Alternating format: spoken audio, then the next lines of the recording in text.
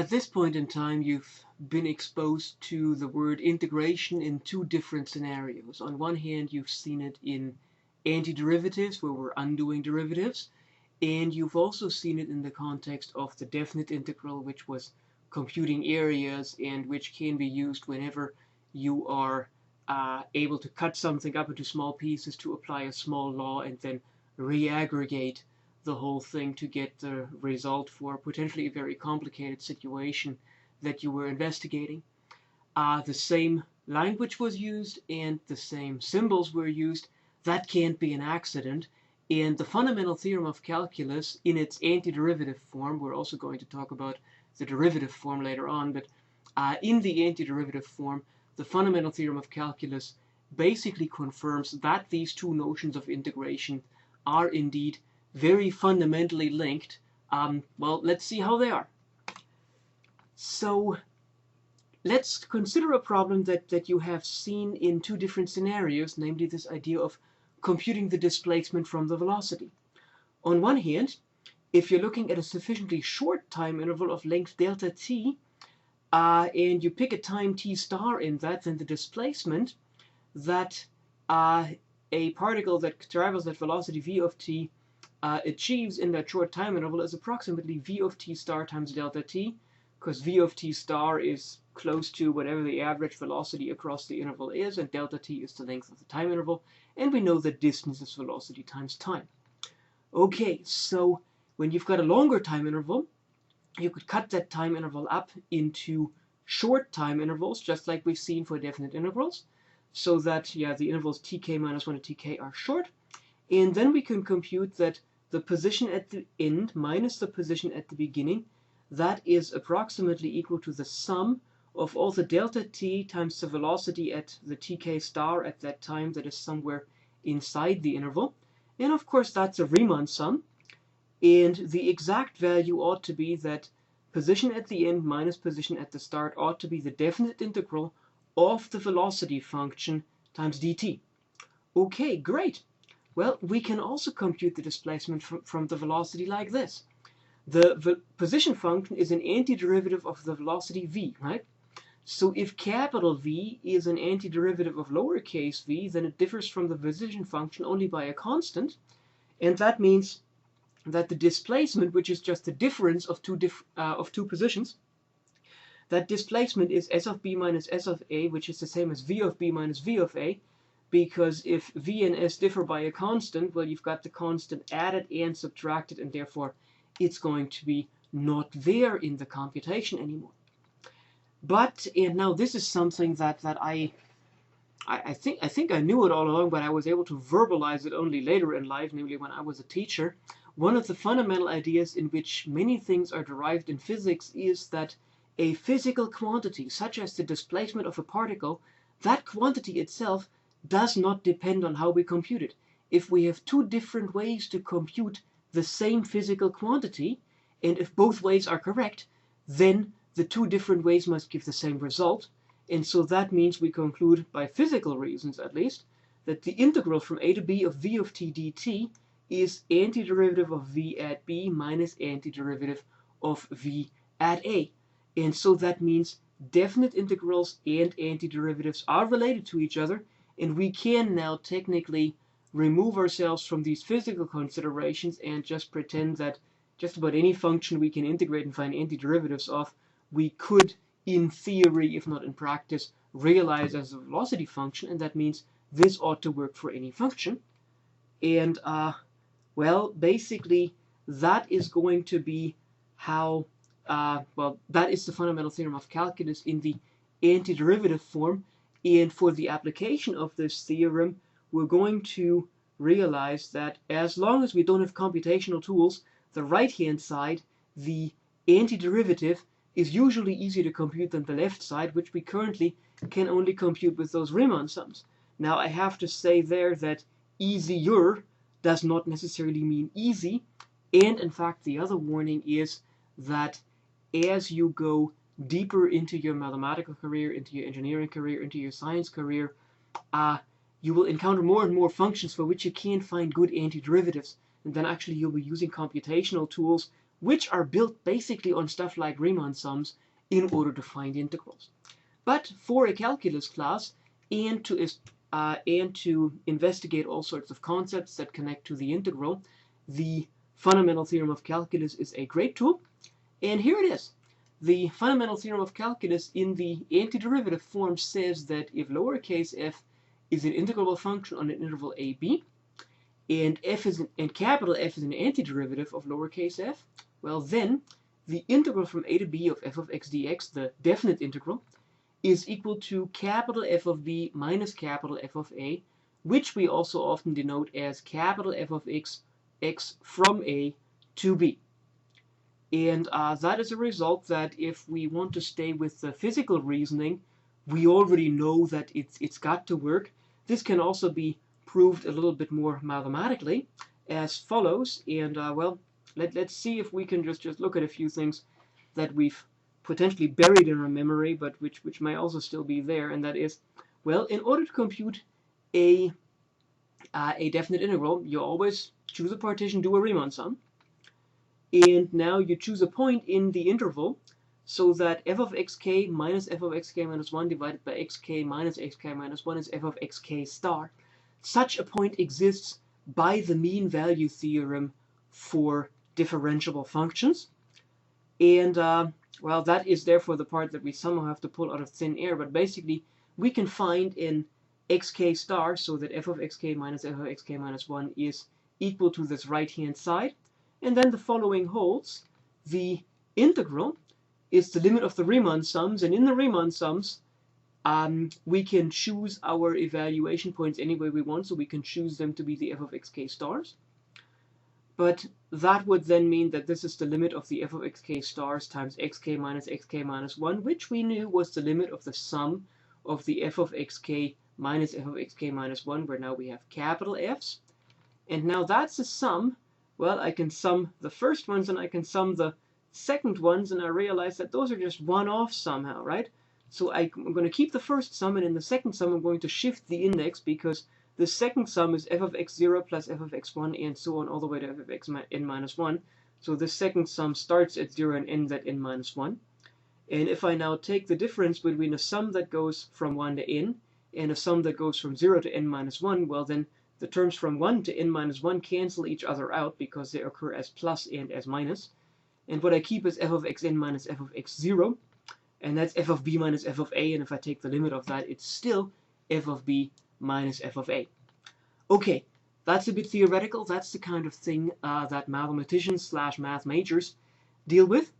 What we'd like to see now for our applications is, of course, examples how this theorem works. And so our first example just says compute the definite integral of from -1 to 3 2x cubed minus 4x plus 1. Now think about how horrible this would be to try to solve with Riemann sums. I mean, we've got a cube in here, the sum starts at -1, we've got weird step lengths and all sorts of things.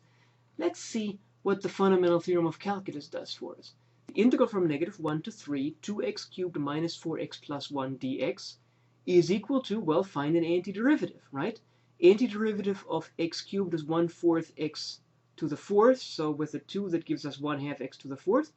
Antiderivative of x is 1/2 x squared, with the -4 gives us -2x squared, and the antiderivative of 1 is x. We don't need a plus c here because when we're adding and subtracting the c is going to be gone anyway. So all we keep is the antiderivative from -1 to 3, as this is also typically read. Now we just plug in the numbers. So we plug in the 3, 1/2, 3 to the 4th minus 2 times 3 squared plus 3, minus, and we're plugging in the -1, so minus, big parenthesis, 1/2 times -1 to the 4th minus 2 times -1 squared plus -1. The big thing here is bookkeeping. Make sure you keep your parentheses around, make sure that you don't lose negative signs, and so on. And then, of course, arithmetic. Well, let's see if I can do this here. 3 to the 4th is 81, so we get 81 halves. 3 squared is 9, so 9 times 2 is 18. -18 plus 3 is -15. -15 is -30 halves, so we get 51 halves for the first one. And the second one should be simpler, right? We get 1/2 minus 2 minus 1. So 1/2 minus 3, that should be minus 5/2. And then minus minus should be plus 5/2. Yeah, minus minus 5/2. So we end up with 56/2, and that is 28. And that's it. Now that was a whole lot less painful than if we had worked this out with Riemann sums. And that's, of course, what people typically remember of the fundamental theorem of calculus. It makes the computation of easy definite integrals a whole lot simpler than otherwise. What I'd like you to, however, at least keep in the back of your mind is that as you go deeper into your field, it's actually going to switch, because computing the antiderivatives of the functions in the integrand may ultimately be close to impossible. Okay, so then the other thing, of course, is that these integrals are always interpreted as oriented area. Function above the axis, area is positive. Function below the axis, area is negative, and so on. That's a canonical application for which, a canonical interpretation for which we have a separate presentation. But now, let's also remind ourselves that the definite integral is always about cutting things up into little pieces and aggregating the pieces. And so even though this one is going to stretch us a little bit again, let's see if we can also do a three-dimensional example where we want to compute the volume that is obtained by rotating the graph of the function f of x equals x squared on the interval 0 to 2 about the x-axis. First thing we need to find out is here, what does that look like? Well, let's see.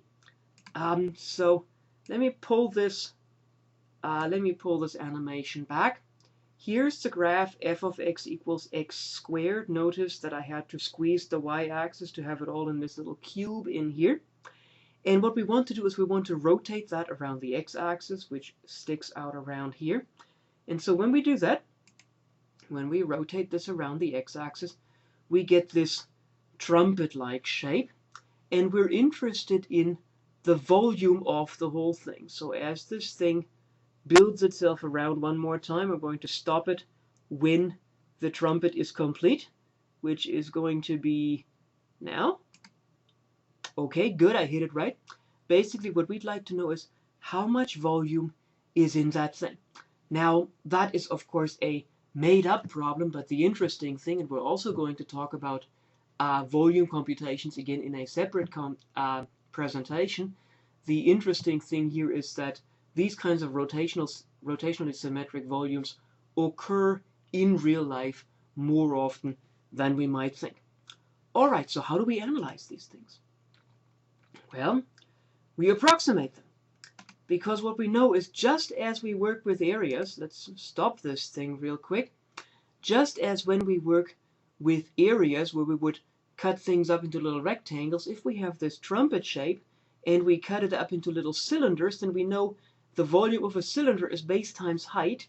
And as I cut this up into more and more cylinders, the little bit of jiggling that's going on here still, because this is a step function, really doesn't affect the accuracy of the volume computation very much anymore, because the more cylinders you use, the more of a good approximation this is. Let me see if I can stop that early on.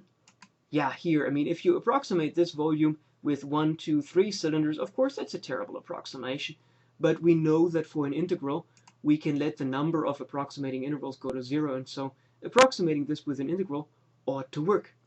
Okay, so how does that go? Well, let's keep going. So basically, if the thickness of each slice is the dx that we've got in the integral, then the radius of each slice is y equals x squared. Let's see if I can do that here one more time. So basically here we've got a thin slice, and we're going to say that slice has a thickness of dx. The function that gives us the radius is y equals x squared, which means the radius at position x is x squared. And well, that means that the volume will be the base, which is pi times the radius squared, so pi y squared squared times the thickness, which is dy, Well, I wanted to do this about the x-axis, so let me turn those things into x's real quick. Okay, we're back. Now it's everything in x's, right? We've got base pi times the radius squared, and the radius is x squared times the thickness, which is dx. And then, because we're working here with what people also sometimes call differential thicknesses, our sum is an integral. That is something that I'll probably be discussing in a separate presentation a little bit in more detail, but basically by going directly to differentials and integrals, you can also completely sidestep Riemann sums. And well, Riemann sums are the formal foundation for integration, but they're also a little bit cumbersome to handle. And so if we have a functioning way to sidestep that, then we certainly should do that. Okay, that is the setup. Now we have to solve the integral. Here's where things got ugly previously. Well, let's see. This is the integral from 0 to 2 pi x to the 4th dx. Well, we know how to solve that now, because by fundamental theorem of calculus, this is 1/5 pi x to the 5th, antiderivative of the integrand, and the boundaries 2 and 5. So that would be 1/5 pi 2 to the 5th minus 0, 1/5 pi 2 to the 5th minus 0, which is then just 32/5 pi, and we're done. So one of the nice things here of the fundamental theorem of calculus is that we can focus a whole lot more on the modeling, which at this stage probably also looks a lot harder to you, and that's because it is. But we can focus more on the hard part, we can focus more on the creative part, we can focus more on the part that actually is something that ultimately needs human input, because these computations, that's something that a computer can do too. All right, so in order to finish out the fundamental theorem of calculus, we also want to talk a little bit about substitution, integration by substitution with boundary transformation. The fundamental theorem of calculus works anytime you can find an antiderivative, and so if you find an antiderivative with substitution, you can just back substitute everything and just solve the problem that way. That's not too bad. However, sometimes it can be advantageous, and we're going to see in the last example here, sometimes it's mandatory to transform the boundaries. So what are we trying to say here? If f is an integrable function and g is a differentiable function with integrable derivative, then the integral from a to b f of g of x g prime of x dx is equal to the integral f of u du, where u goes from g of a to g of b. Well, basically, if you had to integrate this, what would you do? You would do a u substitution, u equals g of x. And if necessary, you could go all the way back to the integral from to having the antiderivative of f at g of x, and that would work out perfectly fine. But sometimes it's just advantageous to switch the boundaries also. The proof is a straightforward computation with the substitution we know only on an abstract level.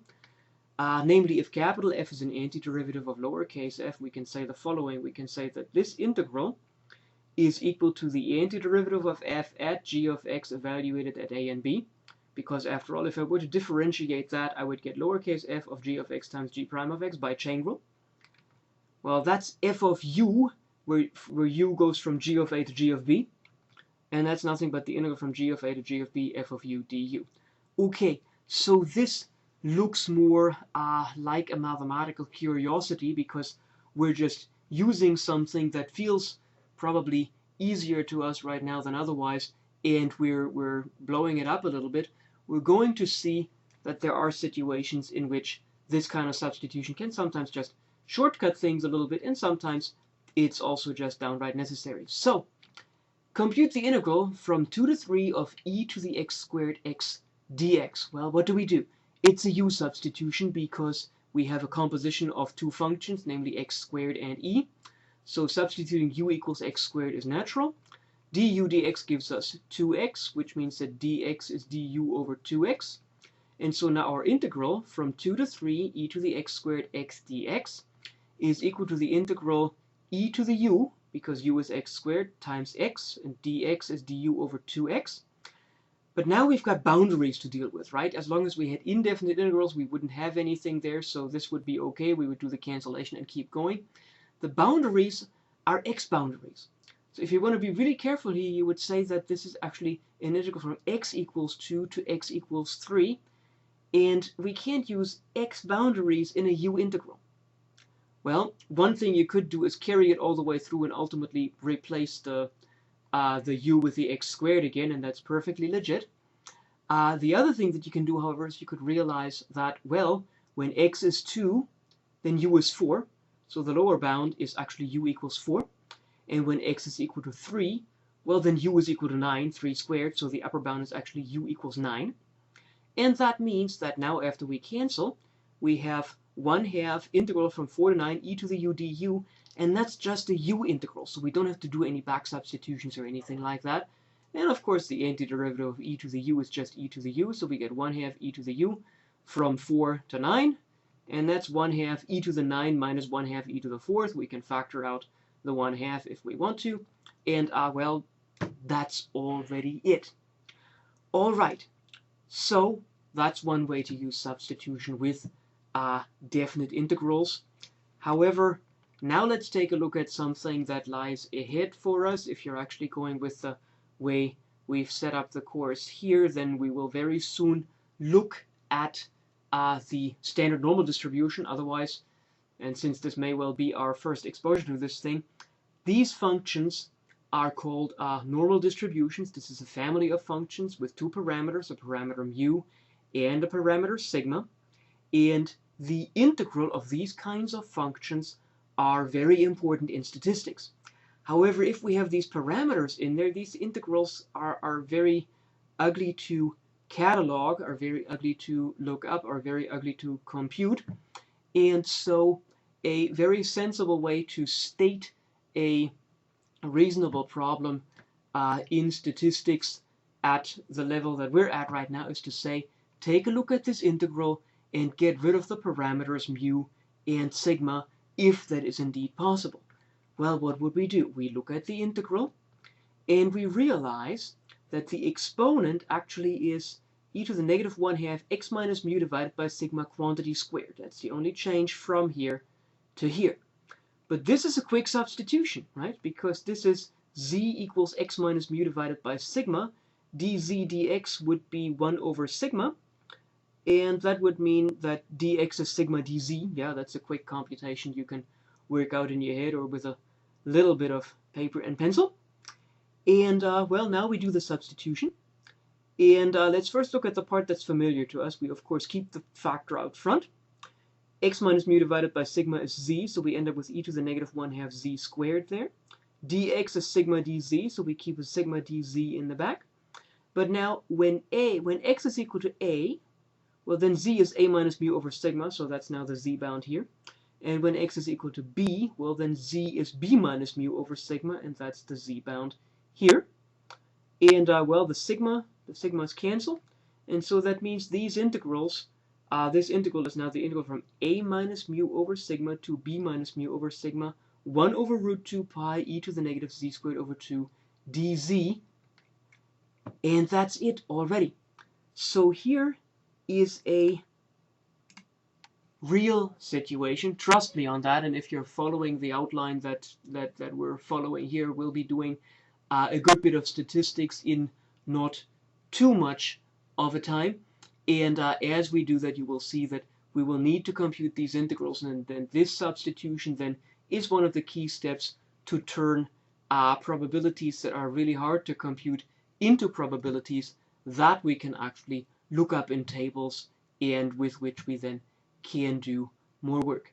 For now, you have the fundamental theorem of calculus. You want to practice with the fundamental theorem of calculus, so compute some definite integrals. If somebody throws some other modeling tasks at you, again, we will look at all those modeling tasks in more detail in separate sections, but the more of this modeling you do at this stage and the more you stretch your mind in that direction, the easier the truly hard part of calculus ultimately will be for you. Until then, just practice.